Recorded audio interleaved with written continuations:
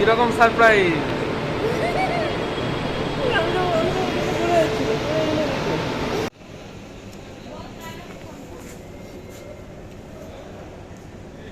ছোলার ডালটা তোর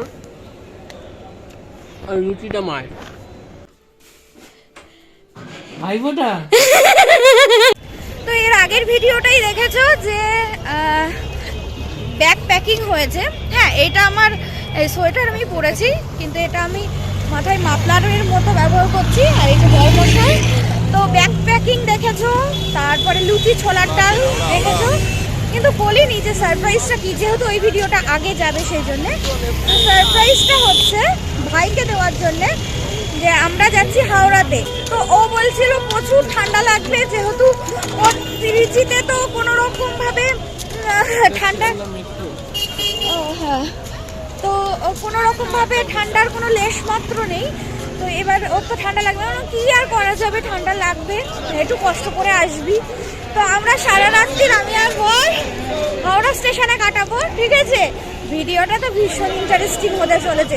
আর একটু চা চা মন করছে। এখন বাজে 9টা, রাইট 9টা। আমরা 6:28 ট্রেনে এসেছি। আর বাড়িতে তো শ্বশুর শাশুড়ি আছে, আমার মা বাবা রয়েছে, তো বাবান বাবিনের কোনো অসুবিধা নেই।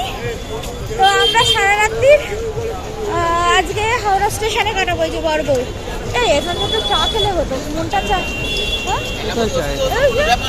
এখানে দেখতে পাচ্ছ বরমশাই বলছিল খাবে না চা, তবু ঠান্ডায় চা খাবে না আবার। তো ও আর বেকারি বিস্কুট খায় না। আমি এই যে চায়ের দোকানে আসলে বেকারি বিস্কুটগুলো এত ভালো লাগে কি বলবো, চায়ের সাথে আমার বেকারি বিস্কুট লাগবেই লাগবে। আর এদিকে দেখো আমরা বাসে উঠে গেছি। ভাই বলেছিল যে ট্যাক্সিতে যেতে, তা বাস একদম খালি। এখন রাত হয়ে গেছে না, এখন অত ভিড় নেই। তবে হ্যাঁ, পরে আবার ভিড় হয়েছিল। যাই হোক, বাসে সিট পেয়েছিলাম, বসে পড়েছি। আর এদিকে দেখো আমরা হাওড়া স্টেশনে পৌঁছেও গেছি। আর এখন আমরা লোকাল ট্রেন যেখানে দাঁড়ায় সেই প্ল্যাটফর্মগুলো ঘুরে দেখছিলাম।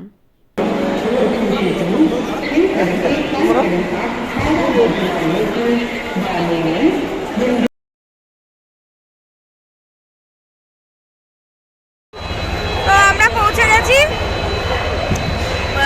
ভাইকে হোয়াটসঅ্যাপে জিজ্ঞেস করলাম যে কোথায়, বললো 6 কিলোমিটার মতো আছে, কিন্তু ফোন করতে পারিনি যেহেতু গাড়ির আওয়াজ শুনতে পাবে, সেই জন্যে ওকে হোয়াটসঅ্যাপে জিজ্ঞেস করা হয়েছে। আর বড়মশাই গরম লেগে গেছে, সোয়েটার খুলে নিয়েছে। তো চলো বসে আছি, ওর এখনো খিদে পাইনি। দেখি ভাই কখন নামে, তারপর না হয় খাবো, না হলে ওর যদি দেরি হয় তাহলে আমরা খেয়ে নেবো, আমাদের খিদে পেয়ে যাবে। তো এখানে সবাই ওয়েট করছে, সবাই ওয়েট করছে।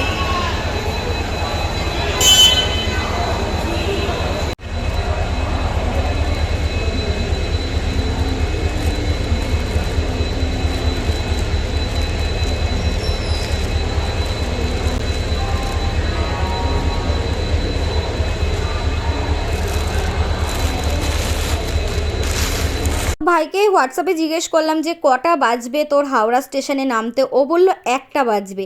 তো আমি ভাবলাম যে ঠিক আছে চলো আমরা খেয়ে নিই, কারণ 1টা পর্যন্ত ওয়েট করা যাবে না, আমাদের খিদে পেয়ে গেছে। তো সেই জন্যে দেখো লুচি আর ছোলার ডাল দুজনে খেয়ে নিয়েছি। নিয়ে এবার আমি কখনোই বসে বসেই ঘুমিয়ে পড়েছি। এখন প্রচুর ভিড় রয়েছে প্ল্যাটফর্মে, সেই জন্যে বসার জায়গাটা খুব কম, সেই জন্য আমি বসে বসেই ঘুমিয়ে পড়েছি। আর আমার বর কখন এই ভিডিওটা তুলেছিল। আর এখন দেখো প্ল্যাটফর্ম পুরো খালি হয়ে গেছে, কারণ ট্রেন এসেছে, সবাই ট্রেনে উঠে গেছে। তো সিট পুরো ফাঁকা। আর এখানে সিটগুলো সব বুকিং ছিল। আর এই সময় বরমশাইকে বলেছিলাম যে তাহলে এবারে আমরা শুয়ে পড়ি। তো ও বলছে আমার ঘুম আসবে না। তো আমি বলছি আমার ঘুম চলে আসবে। তো ও শুয়ে ঘুমায়নি, ও কখন ভিডিও তুলেছে, আর আমি পুরো ঘুমিয়ে পড়েছি। আর ঘুমিয়ে মানে পুরো একেবারে কোন জগতে চলে গেছি। আর ওর সবসময় নজর রয়েছে যে কখন অ্যানাউন্স করে যে ট্রেন আসবে। আর তাছাড়া ও তো ট্রেনটাকে মানে ওই যে পিএনআর নাম্বার না দিয়ে কীভাবে দেখা যায় না, ওটা ও দেখতেই পাচ্ছিল। আর এদিকে ইঁদুরগুলো দেখেছো কী উপদ্রব করেছে। মানে সারা রাত্রির এত ভয় লাগছিল যে এই বুঝি আমার গায়ে উঠে পড়বে। আর এই দেখো এখানে পুরো এরা কি বলো তো, ওই সব যাত্রীরা খাবার খায় তো সেখানে ফেলে জিনিসপত্র, আর সারা জায়গা খুঁজে খুঁজে বেড়ায়। আর এত মোটা মোটা, মানে মনে হচ্ছে যেন এক একটা বিড়ালের বাচ্চা, এত মোটা মোটা ইঁদুরগুলো। তো যাই হোক ভাইয়ের ট্রেনের অ্যানাউন্স করেছে সেই জন্য ও উঠে পড়েছে। আর এখানে এখন ট্রেনে প্ল্যাটফর্মে কিছুটা ভিড় হয়েছে, আর এইদিকে ভাইয়ের ট্রেন ঢুকেও পড়েছে। আর আমাকে এখন ডাক দিয়েছে যে ওঠো ওঠো, অরিজিতের ট্রেন অ্যানাউন্স করেছে। তো তারপরে আমি উঠেছি। তো উঠে লক্ষ্য করছি, দেখো যে ট্রেন থেকে সবাই নামছে, দেখা যাক ভাইকে দেখা যায় কিনা। কিন্তু আমার দেখার আগে আমার বর্মশাই দেখে নিয়েছিল, কারণ ও সামনে এগিয়ে গেছিলো আর আমি ওখান থেকে উঠছিলামই না, কারণ আমার প্রচণ্ড ঠান্ডা লাগছিল আর কম্বলের মধ্যে শুয়ে ঘুমাচ্ছিলাম। তো প্রথমে ভ্যাবাচাকা খেয়ে গেছিলাম, মানে কোন জগতে চলে গেছিলাম যে কি আমি স্টেশনে কেন, মানে বুঝতে পারছিলাম না। হঠাৎ করে ও ডেকেছে তো যে অরিজিতের ট্রেনের অ্যানাউন্স করেছে, আর আমি পুরো ডিপ ঘুমিয়ে গেছিলাম। তো ও ভাইকে ডেকেছে, ওই দেখো ভাই আসছে। ও ভাই ভেবেছে যে হয়তো জামাইবাবুই একা এসেছে, আমি এসেছি ও বুঝতেই পারিনি। তারপরে দেখো ভাইয়ের রিয়াকশান।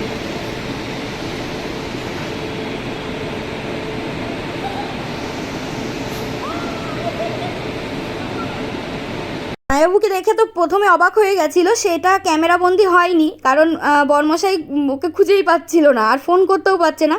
তারপরে যা হোক, তারপরে ক্যামেরা অন করেছে, আর আমাকে দেখে তো অবাক হয়ে গেছে যে আমি এখানে রয়েছি। তো চলো ওর মুখ থেকে ওর রিয়াকশানটা তোমরা নিজেদের চোখেই দেখে নাও। কিরকম সারপ্রাইজ?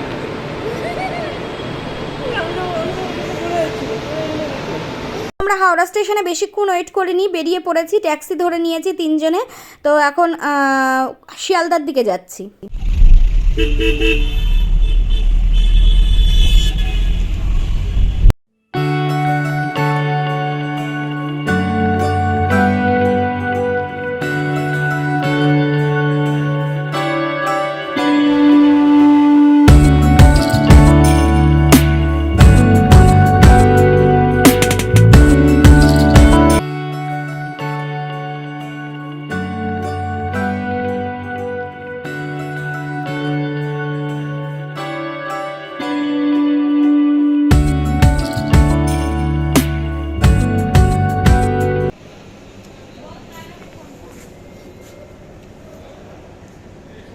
ছোলার ডালটা তোর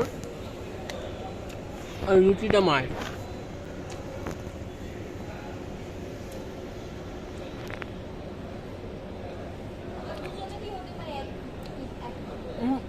তুই এরকম লুচি করিস না, তুই লুচি একটু বড় হয় একটু। কেমন হয়েছে? এর থেকে ইডলি ডোসা বেশি ভালো, এর থেকে ইডলি ডোসা বেশি ভালো। কষ্ট করে আনলি তাই।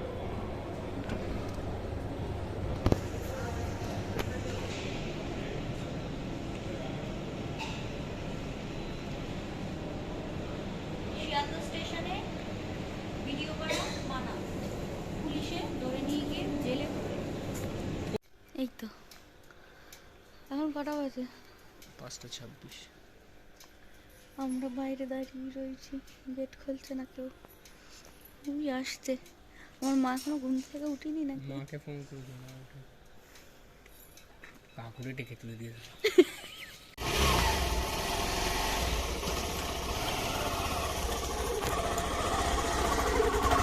দাঁড়ান,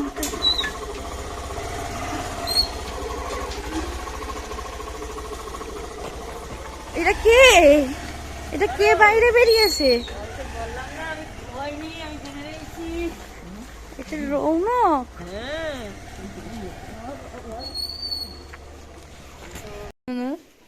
না ওকে, ওইটা না, ওইটা না, ওই যে আমি ভেবেছি এইটা।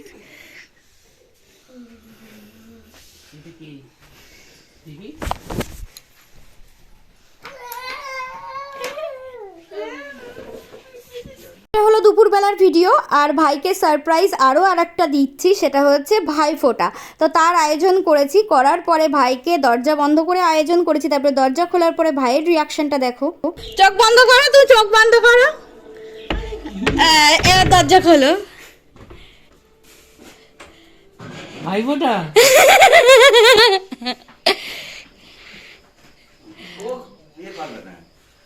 বলো কেমন লাগলো তোমার সারপ্রাইজ গিফটটা?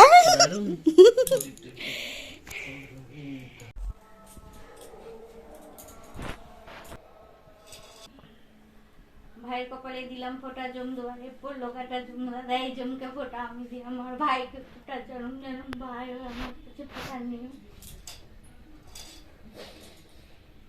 ভাইয়ের কপালে দিলাম ফোঁটা, জম দুয়ারে পড়লো কাটা, জমরা দেয় জমকে ফোঁটা, আমি দিই আমার ভাইকে ফোঁটা, জনম জনম ভাই আমার কাছে ফোঁটা নিও।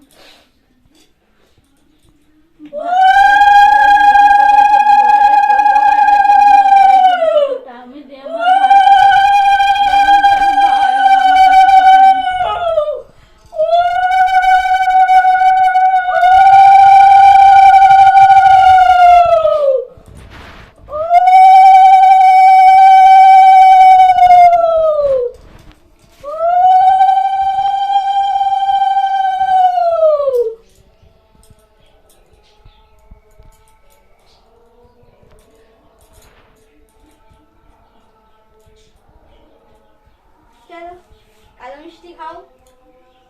कैसा लगा मेरा सरप्राइज?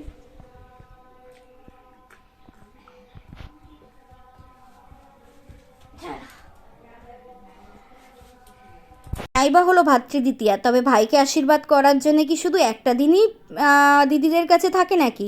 তো সেই জন্যে আমি কখনো দেওয়ালে ফোঁটা দিইনি আর দেবও না। সেই জন্য দেওয়ালে ফোঁটা আমি দিইনি। আমাকে সবাই বলেছিল দেওয়ালে ফোঁটা দিতে, কিন্তু আমি দিইনি। তাই এটা মনে মনে সিদ্ধান্ত করে রেখেছিলাম ভাই আসলেই ভাই ফোঁটা দেবো।